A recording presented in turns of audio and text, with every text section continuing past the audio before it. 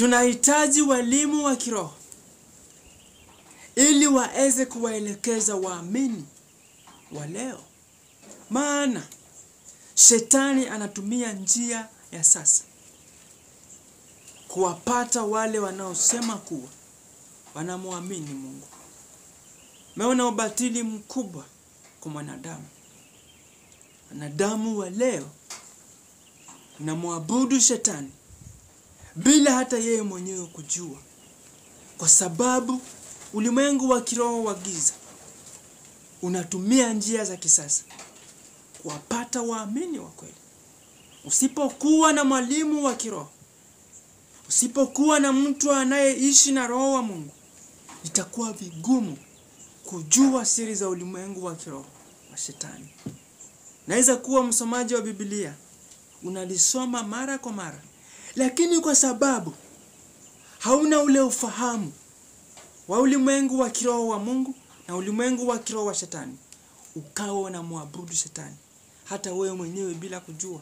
Kwa sababu hata kabla usome Biblia ama usome maandiko, lazima mwanzo upate ufahamu ili uweze kuelewa maandiko. Usipopata ufahamu wa kiroho, hutaweza kujua Mungu unayomtumikia.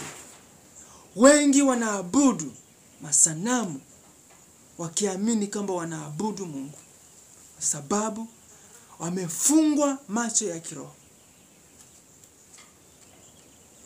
Wanapokuwa makanisani, huona mfano wa nguvu ya Roho Mtakatifu, lakini si Roho Mtakatifu.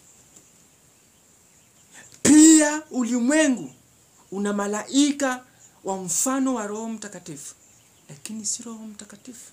Kwa muonekano wa nje huonekana kuwa uko sawa na ule wa Roho Mtakatifu wa Mungu, lakini kwa macho ya kiroho iko na tofauti kubwa sana. Kwa hivyo wewe ambaye umepanga kumrudia Mungu, tafuta mtu ambaye atakuelekeza kiroho ili uweze kuokoa uzao wako. Bila hivyo utaomba Mungu usiku na mchana, lakini hivyo ulimwengu wa giza utakuaibisha kwa sababu ya madhabahu unayoenda. Tafuta madhabahu yaliyo na Mungu, utaokoa uzao wako.